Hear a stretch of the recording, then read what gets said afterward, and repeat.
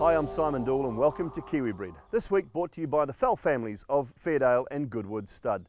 Later in the show we'll catch up with Duncan Fell, but first it's a trip back to Rich Hill Stud where we talk to John Thompson about a sprightly 20-year-old stallion named Pentire.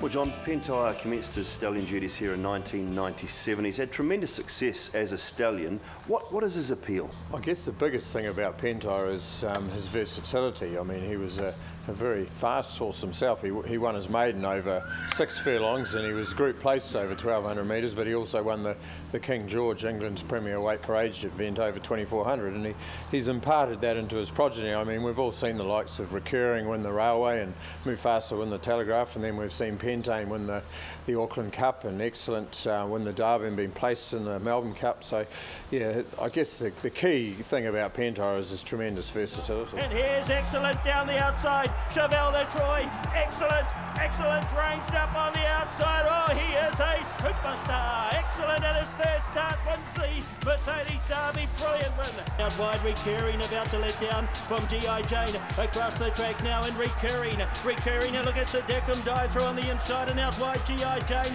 but it's Recurring in front. Recurring wins the Railway at the 200. Zarbeat, can he hold on? They're coming after him. Pentine, so too is Zarius in kind return. Zarbeat, Pentine and Michael Walker storming after it. Zarbeat, Pentine going to it. They hit it. Pentine, I reckon. It seems when he leaves a good one, he leaves a really good one. And these horses are, you know, up in the world rankings. I think this year Mufasa's ranked the 40th best thoroughbred in the world, which for a New Zealand horse is a great achievement. He's gone over this season and shown the Australians how great he is, you know, which was great to see. I mean, they thought he was a New Zealand champion. He's now an Australasian champion. King Mufasa went to the 200, almost a length. Playing God looks to have wilted on his run. Adamantium's boxing on. Pinker squeezing through, but the King keeps on going. King Mufasa by a length. He's fighting plenty, King Mufasa. King Mufasa won it by a length. Pinker. 2 lengths Adamantium. Playing God just weakened late. You talk about the speed, the stamina. What else does he pass on to his progeny? Well, they're all very active and athletic horses like himself. You know, any of the trainers, they're great eaters, but they always like to be doing something, and very clean-winded horses. I mean, they don't take a lot of galloping to get ready for races. A lot of them run well fresh. You get to know his progeny, and as I said, they're all very capable of sprinting fresh and then carrying on over a distance as their season progresses. Being that he leaves good horses, as you said, when they're good, they're very good. What sort of return base are you having with owners, with clients, with mares coming back? Yeah, well, look, I guess he's got his fan club out there, Pentire, and there's people that have virtually bred to him every season since he's been at stud. He's become a very commercial horse the last half dozen years. I mean, his yearlings have sold up to 500,000 and 600,000, which on a service fee is a great return. And as you said before, fillies, geldings, colts, he can throw a range of progeny, winning a range of races, so that does have a lot of appeal to people. Is it tough this year with the economy the way it is, trying to fill his book? Yeah, well, I think for all the stallions at the moment, times are tough enough for people. They're really thinking very carefully about who they're mating to and why. But I guess at the end of the day, a stallion like him is very hard to find, and you know, not only do you give your mare a chance of getting a return in the sale ring, you also get a chance of breeding a very good Group 1 winner, which is what the industry's all about. He's a little bit frisky this afternoon. Is he always like that? How is he around the property? Well, that's just his personality. I mean, we're not going to change him now.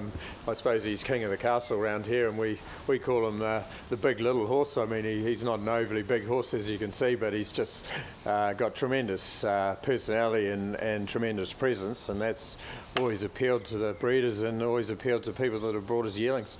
When he's on parade, talking to a couple of the staff, they say he has to be out first, otherwise he gets a little bit toey. Is that the case? He knows he's the king of the property?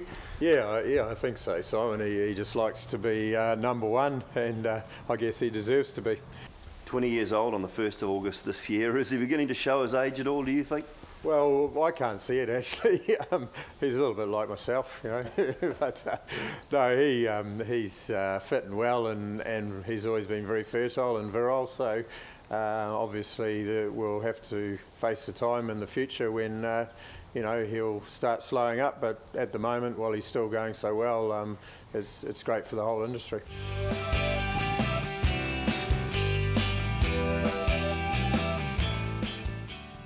Well, Pentire certainly knew how to put on a show for our cameras. Time now for equine health, and we catch up with Tim Pearce, courtesy of International Animal Health Products.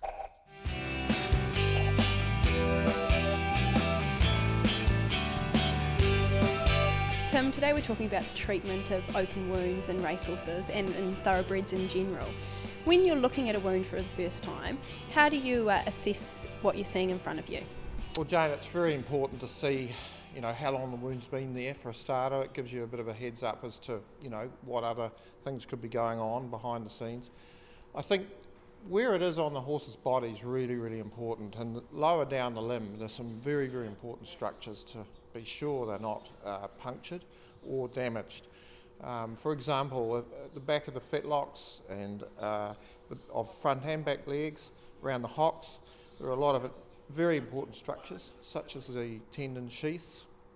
If these get penetrated, you potentially have a serious problem of a tendon sheath infection. When you talk about time frames with these open wounds, when do you think is the best time for a vet to be called out for these sort of things? Where there's some doubt as to whether there might be a joint penetration or a synovial structure such as a tendon sheath, I think in those cases within 24 hours is very, very important, and there's really a big time frame, a window of opportunity that you can limit the damage with those if they're treated right. Once you do know what you're dealing with, what are the processes or steps that you take from there? Well, I think in all cases it's first principles. I think many trainers understand that there's that golden time of that couple of hours after a wound has occurred that you can really lower contamination, and it's basically cleaning that wound up. It's assessing, as I said before, where they are, but getting that initial treatment, first aid, is really important. And there's a number of things you've got to really think about, and I think the primary thing on everyone's mind is a tetanus. And there's two ways of protecting against tetanus. Any puncture wound around where a horse has got a high chance of picking up tetanus from the environment. So there's two ways of dealing with it. One is that the horses are previously vaccinated, and I think that many of our better run farms ensure that, and so they're already protected. If there's any doubt, then they need a tetanus antitoxin, which is antibodies in a syringe, in an injection, and they should be given within 2 to 4 days of that happening, of the wound occurring, to give maximum protection. If you have got it cleaned up and it's in an area that's not a high risk area, I think topical antibiotics are fine.